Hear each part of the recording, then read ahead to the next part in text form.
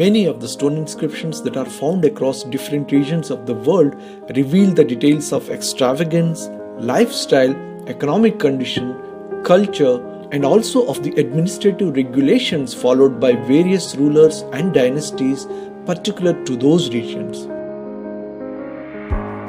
The information gained from these inscriptions can be corroborated with the information from other sources in order to provide an insight into the world's dynastic history.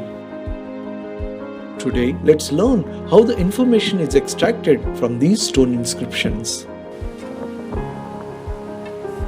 The inscribed stone has to be cleaned properly by using wire brush or coir brush with help of water. By using this brush and water, all the dust and soil particles, if any stuck onto the stone, is cleaned.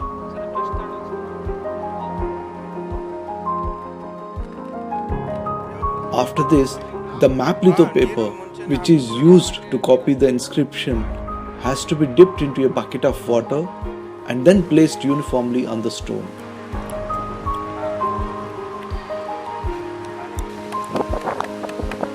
Then, by using the brush, the paper has to be beaten in such a way that the letters engraved on the stone will be impressed on the paper.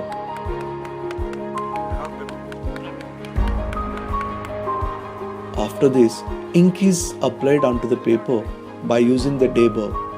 While applying the ink, care should be taken that it is uniformly applied so that the engraved letters are visible.